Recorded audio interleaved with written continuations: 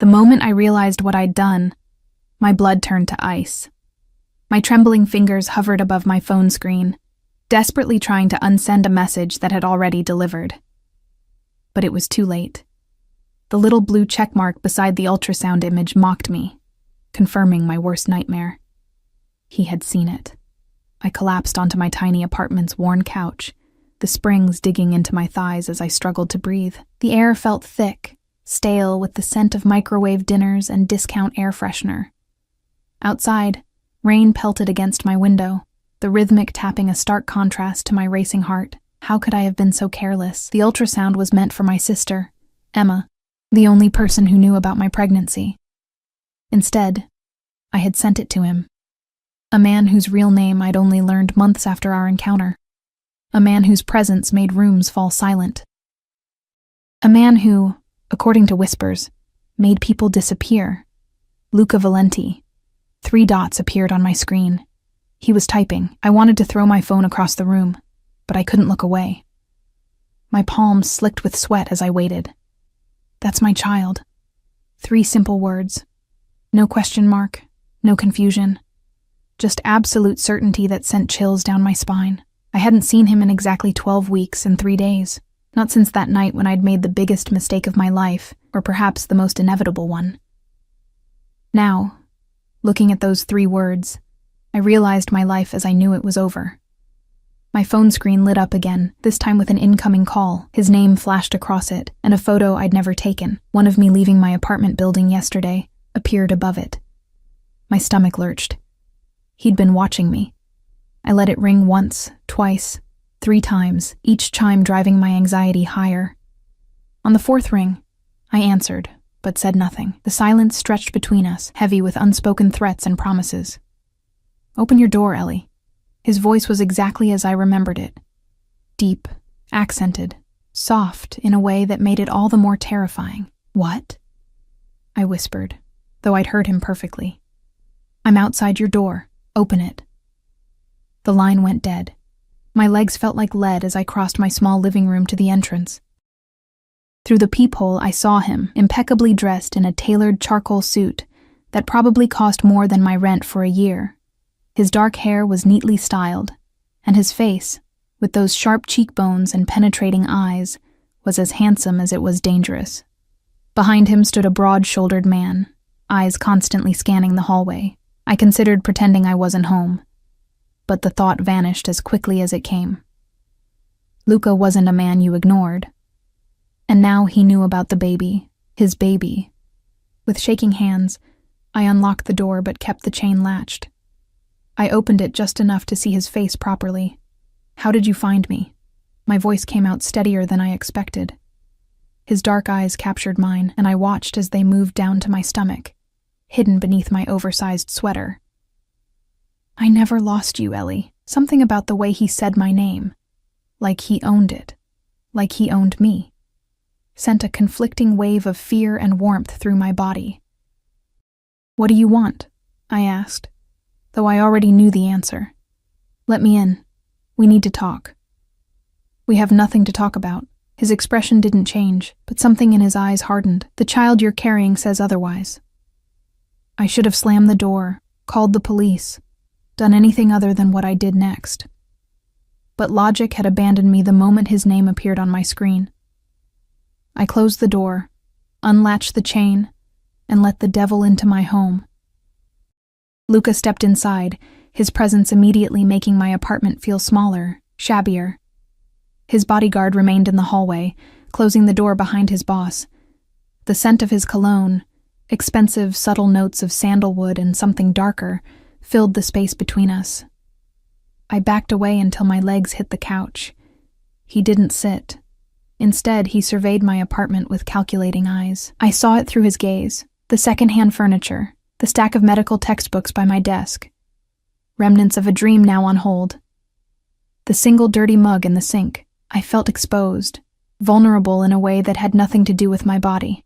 12 weeks, he finally said, his eyes returning to mine. You've known about my child for 12 weeks, and you didn't think to tell me? I didn't. I swallowed hard. I didn't think you'd care. A dangerous smile played at his lips. You thought the head of the Valenti family wouldn't care about his heir? The way he said it sent ice down my spine. I'd known who he was, of course. Not at first, but later, after our night together, when I'd stupidly looked him up, curious about the mysterious man who'd approached me at the restaurant where I worked. The articles I found had painted a clear picture of who Luca Valenti was, what the police suspected but could never prove. I was going to take care of it myself, I lied, wrapping my arms around my middle protectively. His eyes flashed dangerously. That was never an option. It's my body. My choice, I countered, a flare of defiance breaking through my fear. He moved then, closing the distance between us in 2 long strides. I flinched, but he didn't touch me. Instead, he leaned down, his face inches from mine, his breath warm against my cheek.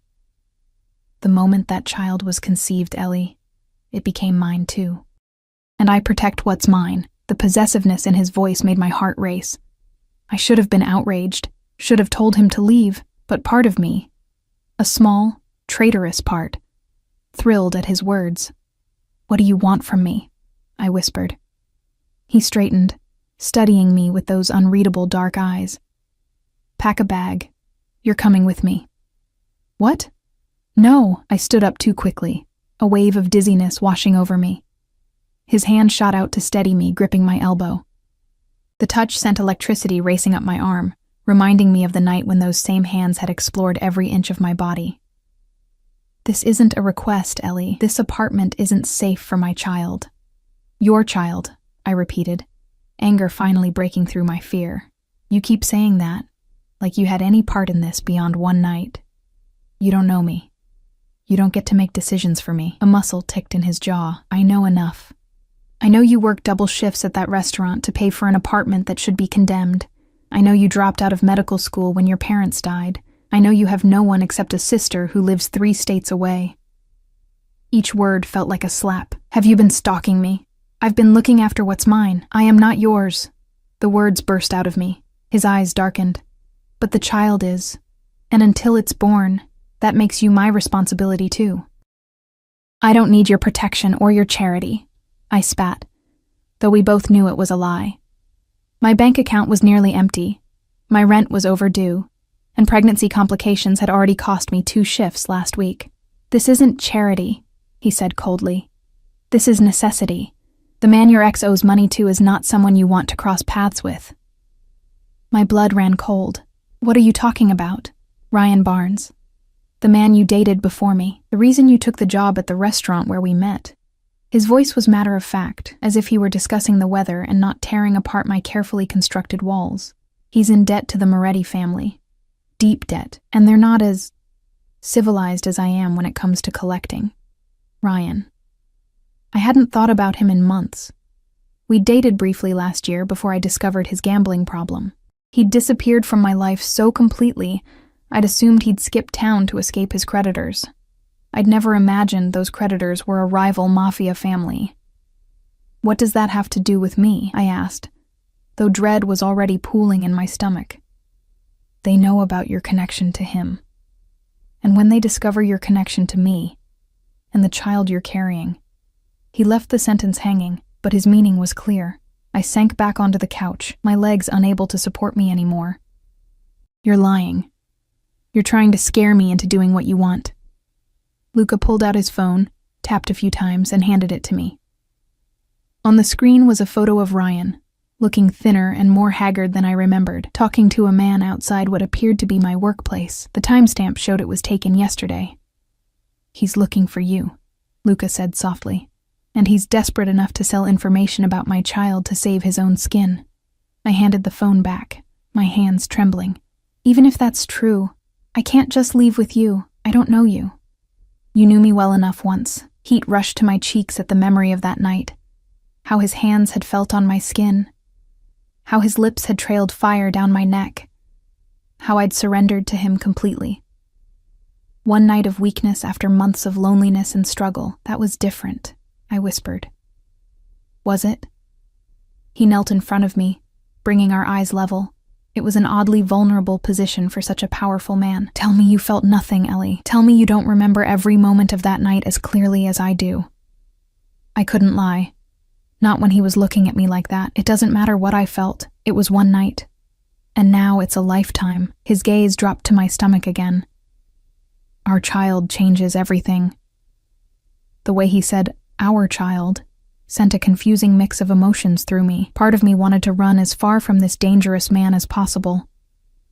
But another part, the part that had been struggling alone for so long, whispered that maybe, just maybe, I didn't have to do this by myself anymore. I can't just disappear, I said, searching for excuses. I have a job, appointments, all taken care of. Of course he'd already arranged it. Men like Luca Valenti didn't ask. They simply made things happen. Your landlord will receive the remainder of your lease payment. Your employer will be informed of your resignation. Your doctor has referred you to a specialist who will see you tomorrow. My mouth fell open. You can't just rearrange my life without my permission. I already have, he replied calmly. The only question is whether you'll come willingly, or if I need to convince you further. There was no threat in his voice, but I didn't miss the steel behind his words. Luca Valenti always got what he wanted. And if I refuse? I challenged, knowing the answer, but needing to hear it. He leaned forward, his face inches from mine. There is no refusing, Ellie. You carry my child. That makes you mine to protect, whether you like it or not. His eyes softened fractionally, but I'd prefer you came willingly. Pack what matters to you. Everything else can be replaced. I stared at him. This man who had turned my world upside down twice now, first with a night I couldn't forget, and now with a future I couldn't escape. Rain continued to lash against my windows, the storm outside matching the turmoil within me. How long? I asked finally. Until it's safe. His non-answer hung between us. And where would we go? My home. You'll have your own space, your own privacy, but you'll be protected. I closed my eyes, considering my options. There were none. Even if I somehow evaded him today, he'd find me. Men like Luca always did, and if what he said about Ryan and the Moretti family was true, I need an hour, I said at last, opening my eyes. He nodded once, satisfaction evident in the slight relaxation of his shoulders. You have 30 minutes. As I stood to pack, his hand caught mine. The touch was gentle but firm, a reminder of the invisible chains now binding us together. Ellie, he said, his voice softer than I'd heard it. I will keep you safe, both of you. That's a promise. In that moment, looking into his dark eyes, I almost believed him, almost trusted that the devil holding my hand was better than the demons waiting outside. I just didn't know if I'd survive either way. I moved through my apartment like a sleepwalker, gathering pieces of my life into a small suitcase. Clothes, toiletries, my prenatal vitamins, the worn photo of my parents I kept by my bedside. Each item felt like a goodbye. Behind me, I could feel Luca's eyes tracking my movements, watchful and assessing. Is this really necessary? I asked, folding a sweater with trembling hands. Couldn't you just, assign someone to watch my building? No. The single word held no room for negotiation. The Morettis have eyes everywhere, your building, your workplace, probably your doctor's office by now. A chill ran through me at the thought of being watched, tracked like prey. Why would they care so much about me? I'm nobody. Luca moved closer, his presence immediately dominating the small bedroom. You were connected to a man who owes them money. Now you're connected to me and carrying my child. That makes you very valuable in their eyes. As leverage, as a message, as revenge. I swallowed hard, turning away to hide the fear I knew was written across my face. My hand unconsciously went to my stomach, still mostly flat beneath my sweater. The life growing inside me suddenly felt more real, more vulnerable than ever before. You have 5 more minutes, Luca said, checking his watch. An expensive timepiece that probably cost more than my car. I nodded, moving to the bathroom to gather my remaining necessities. When I returned, Luca was standing by my desk, examining the framed photo of Emma and me from her college graduation. Your sister, he stated, not asked. She lives in Chicago? A fresh wave of anxiety washed over me. Leave her out of this. He placed the frame back exactly where he'd found it. I already have security watching her building. She'll be protected. The casual way he said it, as if assigning men to surveil my sister was nothing, a minor detail already handled, reminded me exactly who I was dealing with. This man commanded an empire built on fear and power. And now, through one careless mistake, I was caught in his web. I zipped my suitcase closed with finality.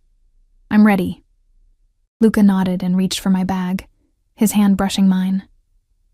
Even that brief contact sent an unwelcome warmth through me. I pulled away quickly, wrapping my arms around myself. My car is waiting, he said, either not noticing or choosing to ignore my reaction. He opened the door, and his bodyguard immediately straightened to attention. Another man, one I hadn't seen before, appeared from the stairwell, tall, with vigilant eyes that scanned me briefly before turning to Luca. The perimeter is clear, boss, he said in a low voice. But there was a car circling the block. Black sedan, tinted windows, Moretti's style.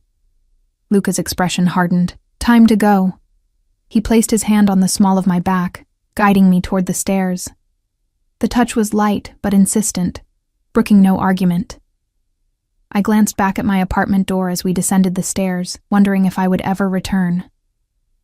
The thought sent a pang of loss through me that surprised me with its intensity. This tiny, shabby apartment had been my refuge, my only constant during the hardest years of my life. Now I was leaving it behind for... what?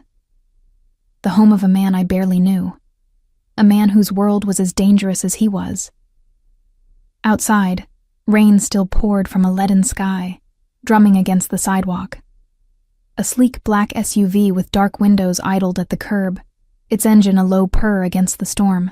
The bodyguard moved ahead, opening an umbrella and escorting us to the vehicle while his companion scanned the street with predatory focus. The interior of the SUV was all soft leather and subdued luxury. I slid across the seat, and Luca followed, closing the door behind him. The privacy barrier between us and the driver was already raised. As the car pulled away from the curb, I watched my building recede through the rain-streaked window. My throat tightened with unexpected emotion. Where exactly are we going? I finally asked, breaking the heavy silence. My estate, Luca replied. North of the city, it's secure, private. How long do you expect me to stay there? He turned to face me, his dark eyes unreadable. Until the child is born. After that, we'll discuss options. Options, I echoed hollowly.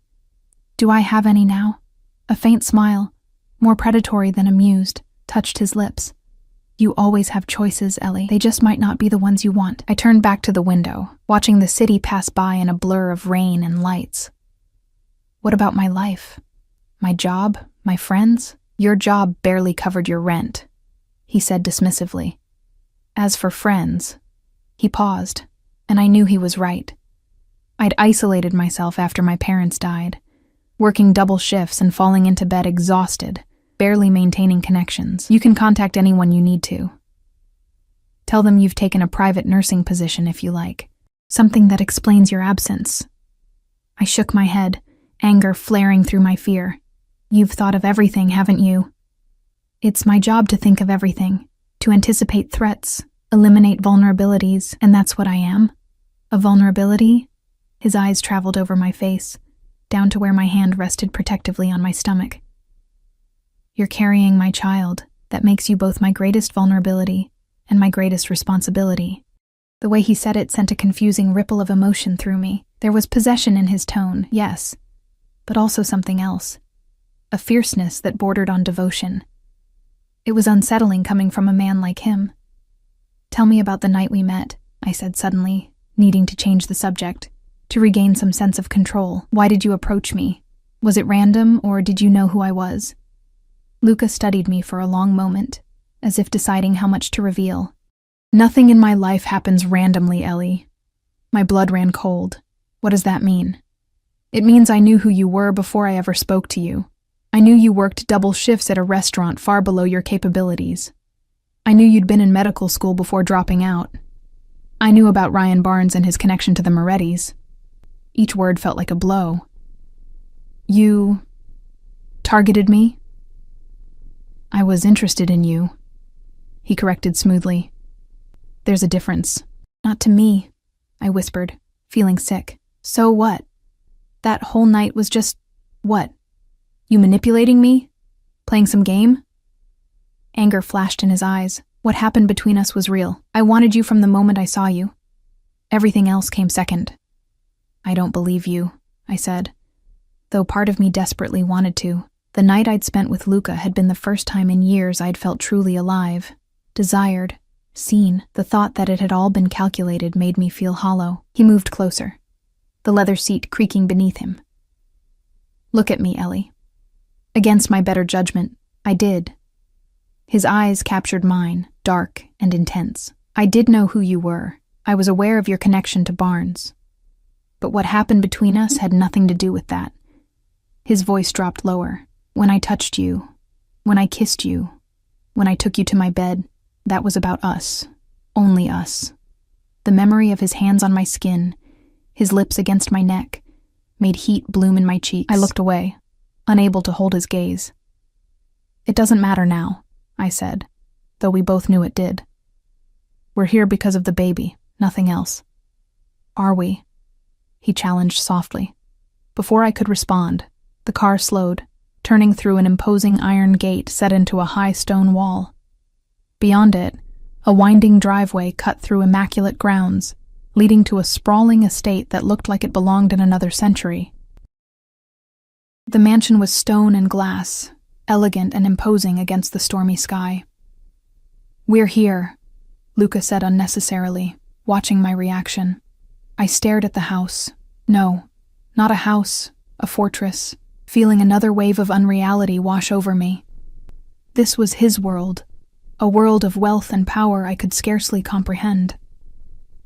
The car stopped at the front entrance, where a covered portico protected from the rain.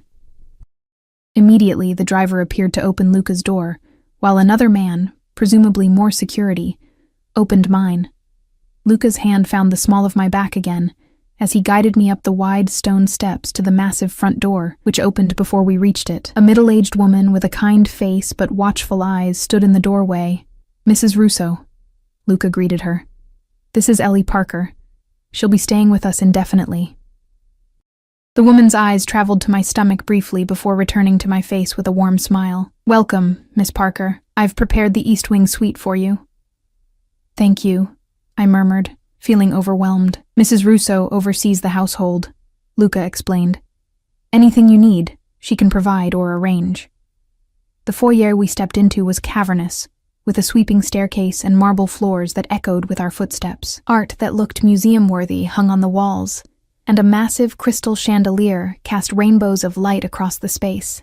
It was beautiful, intimidating, and nothing like anywhere I'd ever lived. I'll show Miss Parker to her rooms, Mrs. Russo offered, but Luca shook his head. I'll take her. Have dinner prepared in my study in 1 hour. We'll eat privately tonight.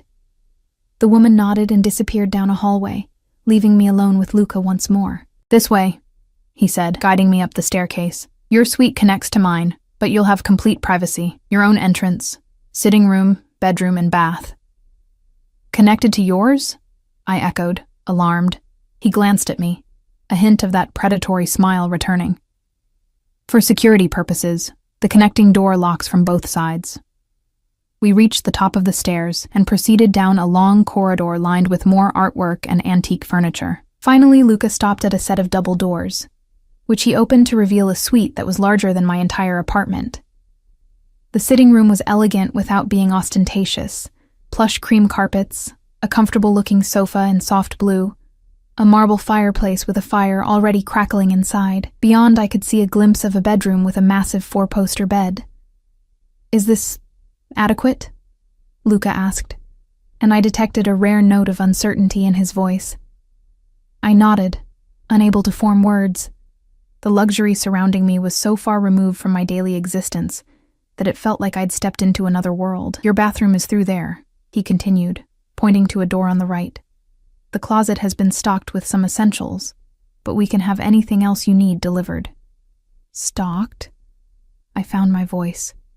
You already bought me clothes. Mrs. Russo did. I gave her your sizes. At my look of alarm, he added, Your medical records provided the information. Nothing invasive. Nothing invasive. As if kidnapping me from my life, researching my background, and installing me in his home like a prized possession wasn't invasive enough. The connecting door is here, he said, moving to a discreet door built into the far wall. As I said, it locks from both sides. He demonstrated the heavy bolt on my side. My suite is beyond it. If you need me for any reason, at any hour, you only need to knock. The implication in his words made my heart rate accelerate. I moved away from the door, putting distance between us. I'd like to rest now, I said, suddenly desperate to be alone, to process everything that had happened in the last few hours. Luca studied me for a long moment, his expression softening almost imperceptibly. Of course. Pregnancy is exhausting, especially in the first trimester. Rest, we'll talk more over dinner. He moved toward the main door, then paused. Ellie. I looked up, finding his eyes intent on mine. I know this isn't what you wanted, but I promise you'll be safe here. Both of you. His gaze dropped briefly to my stomach. And in time, I hope you'll come to see that this arrangement benefits us both. With that cryptic statement, he left, closing the door softly behind him. Alone at last, I sank onto the edge of the bed, burying my face in my hands. Tears I'd been holding back all day finally spilled free, hot and desperate. What had I done? How had one careless text message led to this, being essentially held captive by one of the most dangerous men in the country?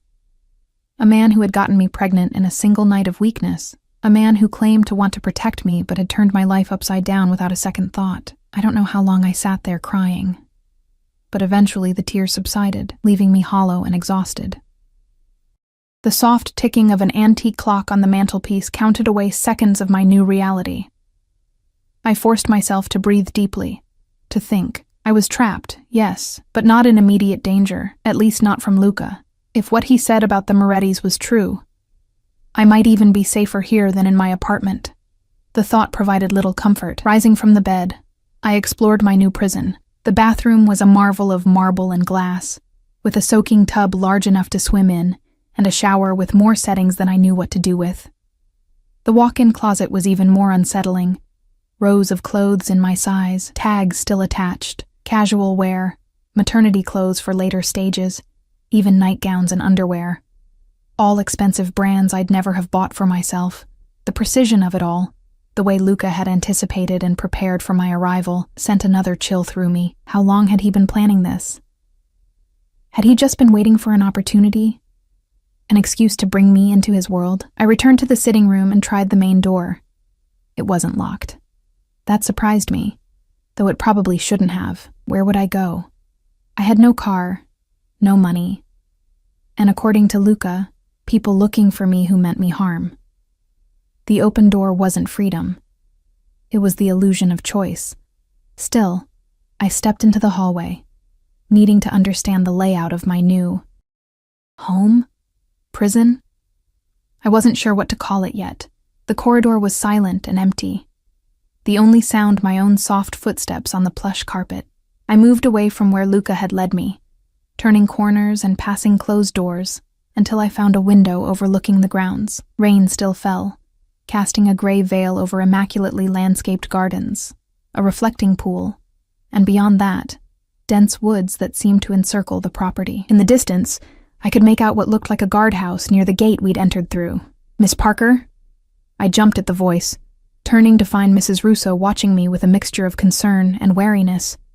"I'm sorry," I said quickly. "I was just looking around." Her expression softened. "No need to apologize. This is your home now, after all." She gestured down the hallway. "Would you like a proper tour later, after you've rested?" Home. The word felt wrong. Foreign. "Maybe tomorrow," I said. "I'm feeling a bit overwhelmed today." She nodded understandingly. "Of course. Pregnancy is taxing enough without—" She trailed off, perhaps realizing she was treading into sensitive territory. "Dinner will be served in Mr. Valenti's study in 30 minutes. Would you like me to show you the way when it's time?" I nodded, relieved not to have to find it myself. "Thank you." Back in my suite, I took a quick shower, needing to wash away the stress of the day. The hot water soothed my tense muscles, but did little for my racing mind. Afterwards, I stood before the closet, facing rows of clothes that belonged to me but weren't mine. Eventually, I selected a simple blue dress, soft and comfortable without being too casual. As I dressed, my hand lingered on my stomach. "I'm sorry," I whispered to the tiny life inside me. "I'm sorry I got us into this mess." A gentle knock at the door announced Mrs. Russo, who led me through the labyrinth of corridors to Luca's study. The room was large but surprisingly cozy, with floor-to-ceiling bookshelves, leather furnishings, and another crackling fire. A small table had been set near the fireplace, intimate and elegant. Luca rose when I entered, his eyes moving over me with quiet appreciation. He'd changed into more casual clothing, dark slacks and a gray cashmere sweater that somehow made him look even more dangerous in its understated elegance. "You look beautiful," he said simply. "The dress isn't mine," I replied, unable to keep the edge from my voice. A faint smile touched his lips. "It is now." Mrs. Russo discreetly left, closing the door behind her. Luca pulled out my chair, and I sat, hyper-aware of his proximity as he moved to his own seat across from me. A bottle of mineral water and wine sat on the table. He poured water for me without asking. "I've arranged for the top prenatal specialist in the state to see you tomorrow," he said, as a young man entered silently with our first course. "Dr. Winters, she's very discreet." I stared down at the delicate soup before me. "I already have a doctor, a general practitioner who sees 50 patients a day," Luca countered. "Dr. Winters specializes in high-risk pregnancies." I looked up sharply. "Is my pregnancy high risk?" "All pregnancies involving my family are high risk by default," he said, a hardness entering his voice. "The Morettis aren't the only ones who would use my child as leverage." The casual way he referenced the violence of his world made my appetite vanish. I pushed the soup away, untouched. "You need to eat," Luca said, his tone gentler. "For the baby." "Don't." I closed my eyes briefly. "Don't use the baby to manipulate me." "I'm not manipulating you. I'm stating medical fact.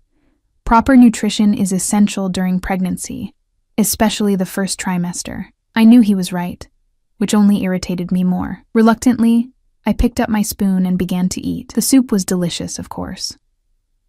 "Tell me about your sister," Luca said after a moment, clearly changing tactics. I hesitated, wary of discussing Emma with him. "Why?" "Because she's important to you, and what's important to you matters to me now." I set down my spoon, studying his face for signs of deception. Finding none, I said, "Emma is 26. She's a research scientist in Chicago, working on climate change models. She's brilliant, stubborn, and the only family I have left. You're close?" I nodded. "After our parents died, she wanted me to move to Chicago with her. But I'd just started medical school here. I was too stubborn to leave." A bitter smile touched my lips. Not that it mattered in the end. I had to drop out anyway when the money ran out. "You could go back," Luca said, surprising me, "after the baby is born, if you wanted to." I stared at him. "What?" "Medical school. You could finish your degree. I'd make the arrangements, cover the costs." For a moment, I allowed myself to imagine it, completing the dream I'd abandoned, becoming the doctor I'd always wanted to be. Then reality crashed back. "And the baby?" I asked. "Would be with you, of course. With us. Us." The word hung in the air between us, loaded with implications I wasn't ready to face. The server returned, removing our soup bowls and replacing them with the main course, perfectly cooked salmon with roasted vegetables. Again, I felt the surreal contrast between this meal and what I would have been eating in my apartment tonight, probably microwaved ramen or a cheap frozen dinner. "What do you want from me, Luca?" I finally asked, setting down my fork. "Really?" "Beyond ensuring the baby's safety." He considered me for a long moment, his dark eyes unreadable. "I want you to be comfortable here, to feel secure. Eventually, perhaps, to feel at home. This isn't my home. It's a cage, no matter how gilded." His jaw tightened fractionally. "You're not a prisoner, Ellie. Then I can leave?" Walk out the front door right now? And go where? He challenged. Back to your apartment where the Morettis are watching? To your sister, endangering her life as well? Tell me where you'd go that would be safer for my child than here, under my protection. I had no answer, which he knew perfectly well. The frustration must have shown on my face, because his expression softened. I'm not your enemy, he said quietly. Then what are you? My kidnapper? My jailer? I paused, the word bitter on my tongue. My lover? Something dangerous flashed in his eyes. I'm the father of your child. Beyond that, it's up to you. Nothing about this is up to me, I countered. You've orchestrated everything. My leaving, my staying here, even my doctor's appointments. For your protection. So you keep saying. We fell into tense silence, the only sounds the crackling of the fire and the soft clink of silverware against china. I forced myself to eat, if only to avoid conversation. Finally, Luca spoke again. I know you resent being here. That's understandable. But I hope in time you'll see that I'm doing what's necessary. Necessary for whom? I asked. For all of us. He leaned forward, his gaze intense. The world I live in is dangerous, Ellie. I won't apologize for that. But I can promise you that within these walls, you and our child will want for nothing. You'll be safe, comfortable, protected. A golden cage is still a cage, I murmured. Then consider it a sanctuary instead, he countered. A place apart from the dangers outside. I looked up, meeting his eyes. And what about the danger inside? You. For the first time, he seemed genuinely taken aback. You think I would hurt you? I think you already have, I said softly. You've taken my freedom, my choice. You've decided my life for me without my consent. He was silent for a long moment. When he spoke again, his voice was lower, touched with something that might have been regret in another man. There are many kinds of freedom, Ellie. Many kinds of choice. Some are illusions. What does that mean? It means the freedom you think you had, struggling alone, working yourself to exhaustion, barely surviving, was no freedom at all. It was just a different kind of cage. His words hit closer to home than I wanted to admit. The past 2 years had been a constant battle to stay afloat, to hold on to the fragments of the life I'd planned before my parents' death shattered everything. There had been little true freedom in it. At least it was my cage, I said. But the argument sounded hollow even to my own ears. Luca didn't press his advantage, which surprised me. Instead, he changed the subject. Tell me about your pregnancy. How have you been feeling? The mundane question after our tense exchange caught me off guard. Morning sickness mostly, though it lasts all day sometimes. Fatigue. The usual, I guess. Have you had an ultrasound yet? I nodded. Just the one you saw. Last week. Is everything normal? There was genuine concern in his voice, a vulnerability I hadn't expected. As far as they could tell, it's still early. He nodded, seeming relieved. Dr. Winters will do another tomorrow. More comprehensive. Dessert arrived. Some kind of delicate chocolate confection that under other circumstances would have been irresistible. Now, it just reminded me of the bizarre luxury of my captivity. May I ask you something? I said suddenly. Luca looked up, surprised, of course. That night, when we met, was any of it real? Or was I just a conquest? Part of some game with the Morettis? His expression darkened. I told you in the car. What happened between us had nothing to do with them. But you knew who I was. You'd researched me. He set down his fork, giving me his full attention. Yes.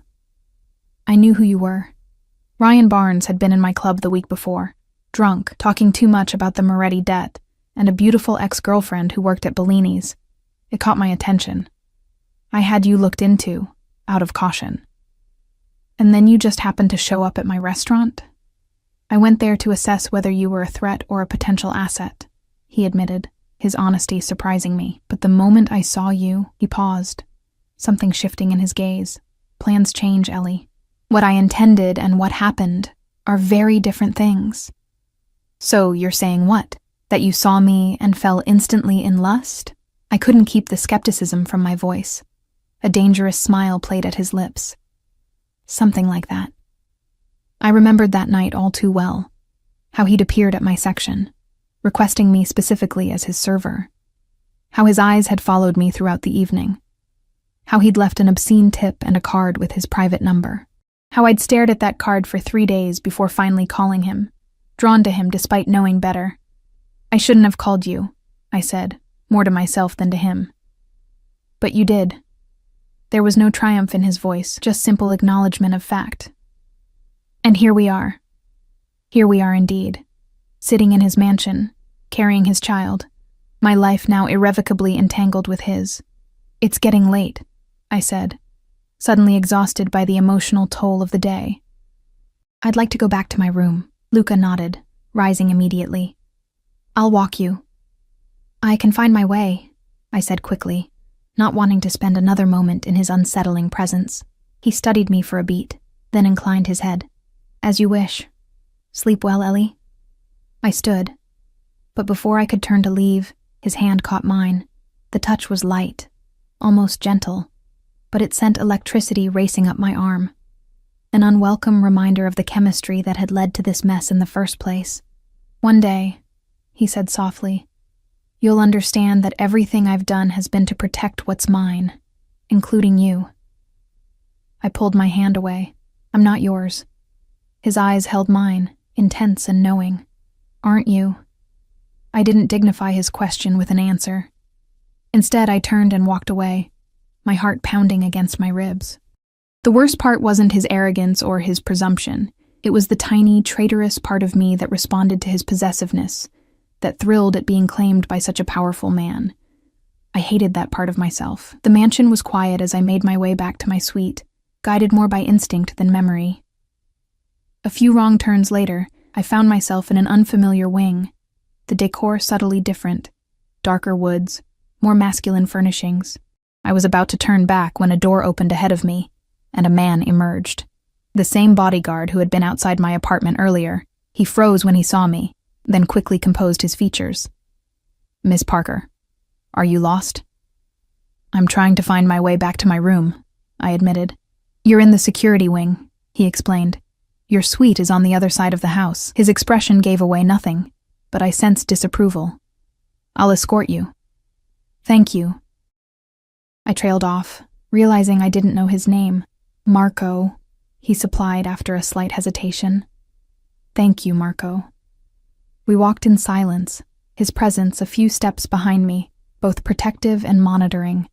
When we reached my door, he nodded once and turned to leave. "Wait," I called after him. "How long have you worked for Luca?" Marco's face remained impassive. 10 years, miss." "And in all that time, has he ever brought someone here, like me?" A flicker of something, surprise, perhaps, crossed his features. "No, miss. Never." Without another word, he disappeared down the hallway, leaving me with that small, unsettling revelation. I was the first woman Luca had brought to his home. I wasn't sure if that made things better or worse. Inside my suite, I changed into a silk nightgown that had been laid out on the bed, another item I hadn't chosen but now apparently owned. The fabric felt like water against my skin, too sensual for my current circumstances. I wrapped a robe around myself, cinching it tightly at the waist. Sleep evaded me. I lay in the enormous bed, staring at the ceiling, my mind racing through the day's events. Just this morning, I'd been in my own apartment, my own life. Now I was here, a captive in a gilded cage, carrying the child of one of the most dangerous men in the country. A child. The reality of it still seemed surreal. I placed my hand on my stomach, trying to connect with the tiny life growing inside me. What kind of world would this baby be born into? What kind of father would Luca Valenti be? The thought sent a chill through me. When sleep finally came, it was restless and filled with dreams. Luca's hands on my skin, his lips against my neck, his voice whispering possessive words in my ear. I woke with a start at dawn, my body flushed and my heart racing, angry at my subconscious betrayal. A knock at the door startled me further. I wrapped the robe tighter and called. "Yes?" Mrs. Russo's voice came through the door. "Miss Parker? Breakfast is ready whenever you'd like it, and Dr. Winters will be here at 10. "Thank you," I called back. "I'll be down shortly." In the bright light of morning, The suite seemed even more opulent than it had the previous night. The sitting room windows overlooked the gardens, now bathed in autumn sunshine that belied yesterday's storms. The grounds were vast and beautiful, the woods beyond them ablaze with fall colors. I showered and dressed in clothes that weren't mine, trying not to think about how perfectly they fit. A pair of dark jeans and a soft sweater that accommodated my still minimal baby bump comfortably. When I emerged from the bedroom, I was startled to find Luca sitting in one of the armchairs in my sitting room, reading something on his phone. He looked up when I appeared, his dark eyes moving over me appreciatively. "Good morning." "You could have knocked," I said, crossing my arms over my chest. "I did." "You were in the shower." He rose, tucking the phone into his pocket. "I came to escort you to breakfast, and to check how you slept." "Fine," I lied. I wasn't about to tell him about my dreams. He studied me for a moment, as if assessing the truth of my statement, then simply nodded. "The dining room is this way." I followed him through the maze of corridors, noting how staff members we passed lowered their eyes respectfully, some murmuring, "Good morning, Mr. Valenti." No one looked directly at me, but I felt their curiosity like a physical touch. The dining room was grand, but not imposing, with tall windows overlooking a different section of the gardens. A table that could easily seat 20 was set for 2 at one end, the place settings so far apart that conversation would require raising one's voice. Luca noted my hesitation. "Would you prefer the breakfast nook? It's more intimate." The word intimate sent an unwelcome flutter through me. "This is fine." A server appeared immediately with coffee for Luca and herbal tea for me. Another followed with plates of fresh fruit, pastries, and what looked like a perfect omelette. The efficiency was both impressive and unsettling. How did they know exactly when to appear? "Did you sleep well?" Luca asked as we began to eat. "Yes," I lied again. "The room is comfortable." "Good." He took a sip of his coffee, watching me over the rim of his cup. "Dr. Winters will be here at 10. I've had a room prepared as a proper examination space." I paused with my fork halfway to my mouth. "You have a medical room in your house?" "I have everything necessary in my house," he replied simply. "My position makes hospitals complicated." Of course. A man like Luca couldn't risk being vulnerable in a public place. I wondered how many bullets he'd taken over the years, how many wounds had been treated in that room. "After your appointment, I thought you might like a tour of the grounds," he continued. "The gardens are extensive, and there are trails through the woods if you enjoy walking. Am I allowed to walk the grounds alone?" His expression tightened slightly. "The gardens are perfectly safe. The woods—" He hesitated. "I'd prefer if you had an escort in the woods." "One of your men, you mean? Or me?" he said, his voice dropping slightly. I focused on my tea, needing to break the intensity of his gaze. "I'm sure you're too busy for walks in the woods." "I'm never too busy for you." The simple statement, delivered without embellishment, sent another unwelcome ripple of heat through me. I changed the subject. "Will you be at my appointment with Dr. Winters?" "Do you want me there?" The question caught me off guard. Until now, Luca had simply decided things for me. This was the first time he'd asked what I wanted. "No," I said after a moment. "I'd prefer privacy." He nodded, accepting my decision without argument. "As you wish. But I'd like to speak with her afterward, if that's acceptable to you." Again, asking rather than demanding. It was a small thing, but it felt significant. "That's fine," I agreed. We finished breakfast in surprisingly comfortable silence. As we rose to leave, Luca's phone rang. He glanced at it, his expression darkening. "I need to take this," he said. "Mrs. Russo will show you to the medical suite when it's time. I'll try to join you after your appointment." He stepped away to answer the call, his voice immediately shifting to a harder, colder tone than any he'd used with me. It was a stark reminder of who he really was, not just the surprisingly considerate man who asked about my comfort, but a dangerous criminal who commanded fear and respect. I spent the next hour exploring the mansion's first floor, avoiding the areas that seemed more business-oriented. The house was a study in contrasts. Warm, intimate spaces alongside grand, imposing ones. There was a library that made my heart ache with longing, floor-to-ceiling shelves filled with everything from classics to contemporary fiction. a conservatory filled with exotic plants, a music room with a grand piano that gleamed in the morning light. In each room, I noted security cameras discreetly placed in corners or behind decorative elements. The feeling of being watched was constant, though whether for my protection or my containment remained unclear. At precisely 10 o'clock, Mrs. Russo appeared to escort me to my appointment. The medical suite was in a wing I hadn't explored yet, clinical but comfortable, with state-of-the-art equipment that would make any hospital envious. Dr. Winters was an elegant woman in her 50s with a warm smile and sharp eyes. She greeted me with a professionalism that immediately put me at ease. "Miss Parker, it's lovely to meet you. I understand you're around 12 weeks pregnant?"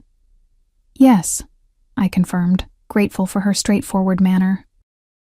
12 weeks and 5 days, according to my last ultrasound," she nodded, gesturing for me to sit on the examination table. "And how have you been feeling? Any concerns?" For the next hour, Dr. Winters conducted the most comprehensive prenatal exam I'd ever experienced. Blood work, urine tests, detailed family history, and finally, an ultrasound that showed our baby in astonishing detail. The tiny form on the screen, with its beating heart and developing limbs, made everything suddenly, painfully real. "Everything looks perfect," she assured me, printing several images of the ultrasound. "Strong heartbeat, excellent development for 12 weeks. You're in good health, and from what I can see, this pregnancy is progressing beautifully." Tears stung my eyes as I stared at the images. My baby. Luca's baby. Our baby. The reality of it crashed over me like a wave. "Would you like a moment alone?" Dr. Winters asked gently, noting my emotional response. I nodded, unable to speak around the lump in my throat. She squeezed my shoulder gently and stepped out, leaving me to process my feelings. I wasn't sure how long I sat there, staring at the ultrasound images, but eventually a soft knock at the door pulled me from my thoughts. I expected Dr. Winters, but instead, Luca stood in the doorway, his expression uncharacteristically uncertain. "May I come in?" he asked. I hesitated, then nodded, wiping away the last of my tears. He crossed to my side, his eyes immediately drawn to the ultrasound images in my hands. "Dr. Winters said everything looks perfect," he said softly. "You've already spoken with her?" He nodded. Briefly. His fingers reached out, hovering over but not touching the image. "May I?" I handed him one of the printouts, watching as his expression transformed. The hardness in his eyes softened, his features relaxed, and for a moment I glimpsed the man beneath the dangerous exterior, a man seeing his child for the first time. "It's so small," he murmured. "About the size of a lime," I said, finding my voice. His eyes met mine, and the vulnerability I saw there caught me off guard. "Thank you." "For what?" "For this." He gestured to the image, then to me. "For carrying my child, for being strong enough to handle all of this." I didn't know how to respond. The sincerity in his voice disarmed me more effectively than any demand or threat could have. "I didn't have much choice," I finally said, but there was less bite in the words than I intended. "We always have choices, Ellie. They're just rarely the ones we want." He handed the image back to me. "Dr. Winters says you should rest today. The tour of the grounds can wait until tomorrow." "I'm fine," I insisted, sliding off the examination table. "I'd like some fresh air, actually." He studied me for a moment, then nodded. "The gardens, then." But just for a little while. The autumn air was crisp and invigorating as we stepped outside. The gardens were even more beautiful up close. Carefully tended beds of late-blooming flowers, ornamental grasses swaying in the breeze, ancient trees beginning to turn gold and crimson. We walked in silence, my arms wrapped around myself against the chill. "Are you cold?" Luca asked, noticing my posture.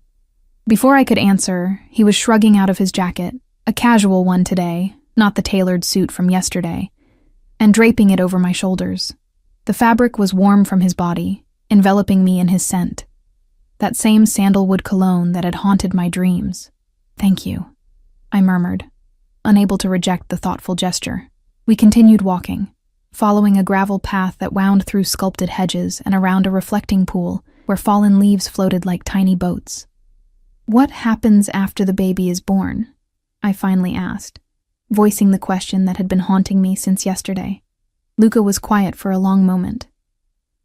"What would you like to happen?" Again, asking instead of telling. It threw me off balance. "I don't know," I admitted. "I haven't thought that far ahead. Everything's happening so fast." "We have time," he said. "Months to figure it out. But you must have a plan. You always do." A faint smile touched his lips. "My plan is to keep you both safe. Beyond that..." He paused. "I want my child in my life, and I want you to be happy, Ellie. Those are my only certainties." The simplicity of his answer surprised me. "Even if being happy means leaving here? Leaving you?" His jaw tightened almost imperceptibly. "If that's what you truly want, we'll find a way to make it work. But I hope by then, you'll have seen that your place is here. With me." His words hung in the air between us. With me. Not just with our child, but with him. The implication was clear. He wanted more than just co-parenting. The thought should have terrified me. Instead, it sent a confused flutter through my chest. "You don't even know me," I said, pulling his jacket tighter around my shoulders. "One night together doesn't make a relationship." "I know you better than you think," he countered, his voice gentle. "I know you're fiercely independent even when it hurts you. I know you'd sacrifice anything for the people you love. You gave up your dreams for your parents, and you'd do the same for your child." His eyes held mine. "I know you're intelligent, compassionate, stronger than you realize." I looked away, uncomfortable with his assessment. "That's not knowing me. That's observations, data points." "Then give me the chance to know you," he said, stepping closer, "and to let you know me. The real you, or the version you want me to see." Something like hurt flashed across his features. "I've never pretended to be something I'm not, Ellie. Not with you." We'd reached a stone bench beneath a massive oak tree, its branches casting dappled shadows across the ground. Luca gestured for me to sit, joining me after I did, careful to leave space between us. "My father was a monster," he said suddenly, startling me with the abrupt change in topic. "Cruel, violent, unpredictable. My mother lived in terror of him. So did I, until I was old enough to fight back." His voice was matter of fact, but I could hear old pain beneath the surface. I swore I would never be like him, that if I ever had a family, they would never fear me.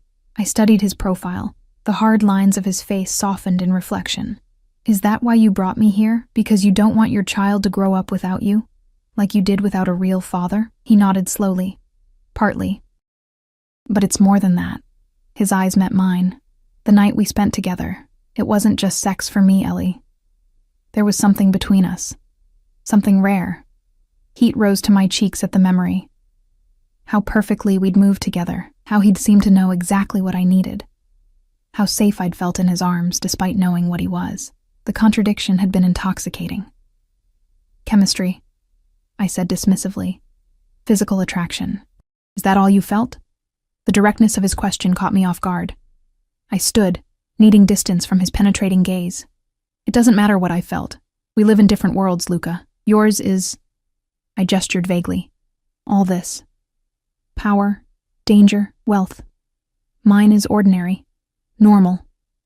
And yet here you are, in my world." He rose, moving to stand beside me. "Maybe the universe is trying to tell us something." "The universe didn't send that ultrasound," I pointed out.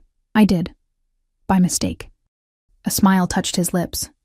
"Some might call that fate. I call it a technological error." He laughed then, a genuine sound that transformed his face. For a moment, I caught a glimpse of what he might have been in another life. Just a man, not a mafia boss. The thought made my heart ache with unexpected longing. "We should go back inside," I said, feeling suddenly vulnerable. "It's getting colder." As if on cue, a sleek black car appeared at the far end of the garden, approaching along the driveway. Luca's posture changed immediately, his body tensing as he moved slightly in front of me. "Were you expecting someone?" I asked, alarmed by his reaction. "No." His voice had turned cold, his hand moving to his side where I suspected he carried a weapon. He pulled out his phone, tapped a message, then returned it to his pocket. "Go back to the house, Ellie. Now." "What's happening?" "Just go," he insisted, his eyes never leaving the approaching vehicle. Before I could move, 2 more cars appeared, boxing in the first. Men emerged. Luca's men, I realized by their deferential postures. The tension in Luca's body eased fractionally. "It's all right," he said, though his voice remained tight. "My security has it under control." The first car's door opened, and a woman stepped out, elegant, middle-aged, with a regal bearing that commanded attention even from a distance. Luca's entire demeanor changed at the sight of her. "My mother," he said, sounding both annoyed and resigned. "Wait here." He strode across the lawn toward the woman, who stood her ground, chin raised defiantly. Even from a distance, I could see the tension in their postures as they spoke. After a brief, apparently heated exchange, both turned toward me. Luca's mother said something else, and he nodded reluctantly before walking back to where I waited. "My mother insists on meeting you," he said, his jaw tight with barely contained frustration. "I apologize in advance." Before I could respond, the woman was approaching, her expensive heels somehow navigating the gravel path with perfect ease. Up close, I could see Luca in her features. The same intense eyes, though hers were a striking green, rather than his dark brown. "So this is the girl," she said by way of greeting, her gaze moving over me assessingly. Her accent was more pronounced than Luca's, her English precise, but distinctly Italian. "Mother," Luca warned, his voice tight. She ignored him, continuing her evaluation. "Pretty enough, I suppose. A bit thin. Are you feeding her properly, Luca, Mrs. Valenti?" I said, finding my voice. "It's unexpected to meet you." A smile that didn't quite reach her eyes touched her lips. "Sophia, please. And yes, I imagine it is unexpected. My son doesn't tell me anything these days." She cast Luca a reproachful look. "I had to hear from Gianni that there was a woman living in the house, a pregnant woman." Luca's expression darkened. "Gianni talks too much. Gianni is loyal to the family," Sophia countered. "As you should be." She returned her attention to me. "So you are carrying my grandchild?" It wasn't a question, but I nodded anyway. "And your name?" "Ellie Parker." "Parker," she repeated, as if testing the sound of it. "Not Italian." "No," I confirmed unnecessarily. She turned to her son. "We need to talk, Luca. Privately." He shook his head. "Anything you have to say can be said in front of Ellie." Sophia's eyebrows rose slightly at that. "Very well." She straightened her already perfect posture. "The Morettis know about her. They're saying you've taken Ryan Barnes's woman. That you're breaking the code." Ice slid down my spine at her words. Luca stepped closer to me, his hand finding the small of my back in a gesture that was both protective and possessive. "Ryan Barnes is nothing," he said coldly. "He gambled with the Moretti's money and lost. He has no claim on Ellie. Nevertheless, they're using it to stir up trouble with the other families." Sophia's eyes moved to me again. "They're saying you stole her to spite them." "That's ridiculous," I interjected. "I barely knew Ryan. We dated briefly, almost a year ago." Sophia's calculating gaze settled on my stomach. "And the child is mine," Luca said before I could respond, his voice leaving no room for doubt. "Conceived months after Barnes was out of the picture." Something shifted in Sophia's expression. A slight softening around the eyes, a relaxing of her mouth. "You're certain?" "Absolutely." Luca's hand remained on my back, a warm anchor in the increasingly surreal conversation. Sophia nodded, apparently satisfied. "Then we have a situation to address." She squared her shoulders. "The child must be legitimized. You must marry." "What?" The word escaped me in a shocked gasp. "No, that's the only solution," Sophia finished firmly. "If Ellie becomes a Valenti, no one can question your right to protect her. The child will be born into the family properly. The Morettis will have no grounds for their complaints." "This isn't the 1950s, Mother," Luca said, though his voice lacked conviction. "We don't need to marry for the sake of appearances." Sophia's eyes flashed dangerously. This has nothing to do with appearances and everything to do with survival. Your father built this family on respect for tradition. If you father a child out of wedlock with a woman the Morettis are claiming has ties to them, it undermines everything we stand for. I felt as though I'd stepped into some alternate reality where powerful crime families discussed marriage and legitimacy like characters in a Victorian novel. Don't I get a say in this? Both Valentis turned to me, seeming almost surprised by my interruption. Of course you do, Luca said quickly, though his mother's expression suggested otherwise. I'm not marrying anyone, I stated firmly, especially not for politics or traditions or whatever this is. Sophia's eyes narrowed slightly. You carry a Valenti air. That comes with responsibilities. I didn't ask for any of this, I countered, anger finally breaking through my shock. I didn't ask to be brought here, to be caught in the middle of your family feuds.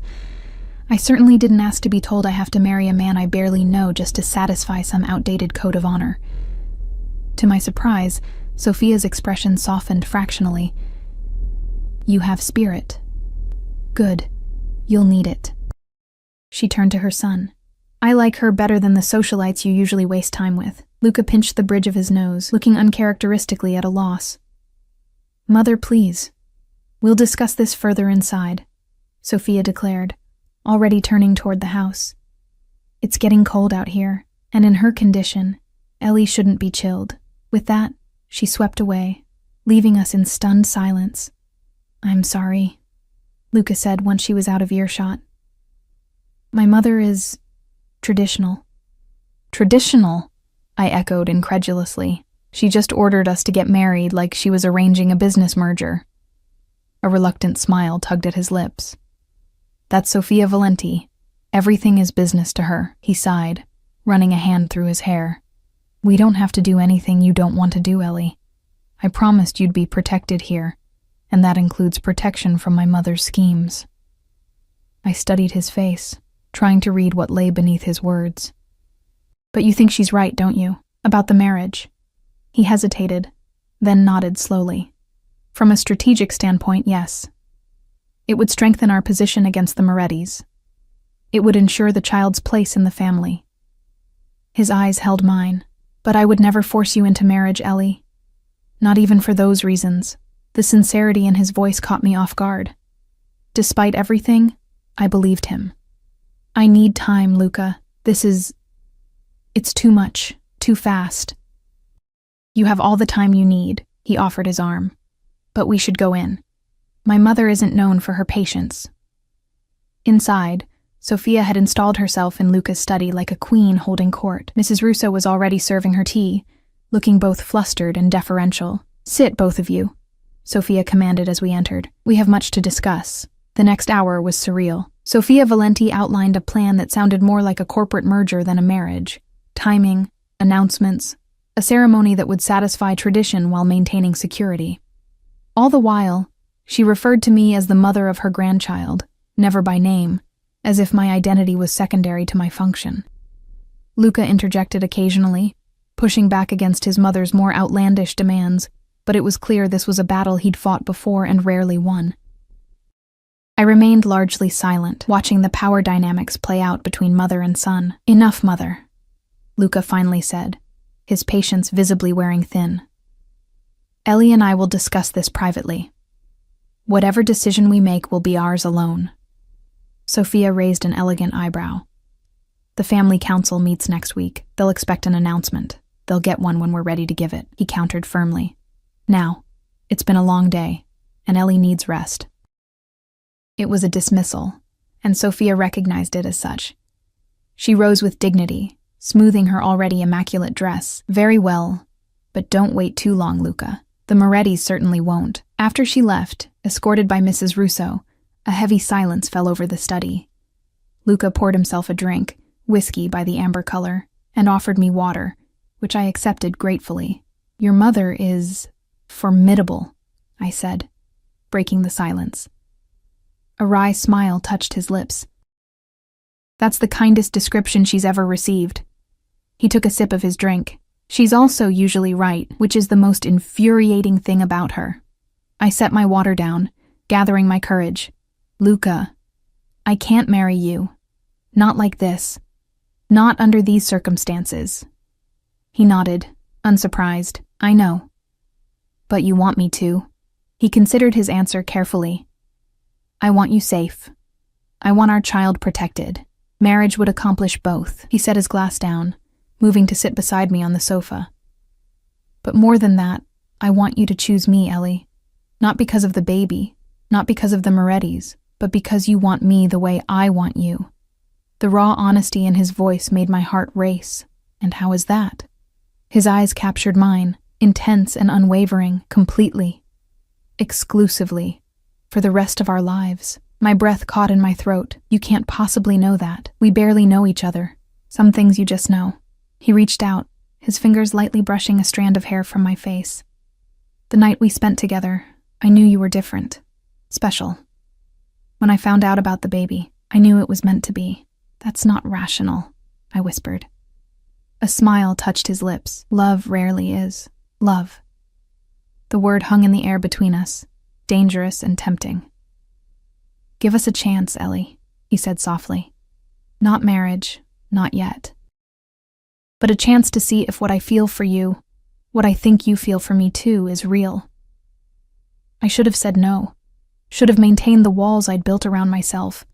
But something in his eyes, vulnerability beneath the strength, longing beneath the control, broke through my defenses. "One day at a time," I said finally. "That's all I can offer." Relief and something like joy transformed his face. "That's all I'm asking for." He leaned forward slowly, giving me time to pull away. I didn't. His lips met mine in a kiss that was gentle yet possessive, a promise and a claim all at once. My body responded instantly, remembering the night we'd shared, craving more despite my better judgment. When we parted, his forehead rested against mine. "One day at a time," he repeated, his voice husky. In that moment, with his warmth surrounding me and our child growing between us, I allowed myself to imagine a future I'd never expected, one where this dangerous, complex man became my sanctuary, rather than my cage. It wouldn't be easy. There would be battles ahead, with the Morettis, with his mother, with the expectations of his world. But as Luca's arms encircled me, drawing me against his chest where I could hear the steady beat of his heart, I realized something important. I wasn't alone anymore. For better or worse, Luca Valenti had claimed me as his own. And deep down, in a place I wasn't quite ready to acknowledge, I'd begun to claim him too. "One day at a time," I whispered against his chest, feeling his arms tighten around me in response. It was both a concession and a promise, the beginning of something I couldn't yet name, but could no longer deny. Whatever came next, we would face it together. Mother and father, man and woman, protector and protected, and perhaps someday, husband and wife, not because tradition demanded it, or danger necessitated it, but because our hearts, against all odds and reason, had chosen each other. As the sun set over the estate, casting long shadows across the grounds, I remained in Luca's embrace. No longer his captive, but not quite free either, bound by something stronger than fear, more enduring than obligation. It had begun with a mistaken message, a careless tap on a screen. But perhaps, as Luca had suggested, it wasn't a mistake at all. Perhaps it was exactly what was meant to be.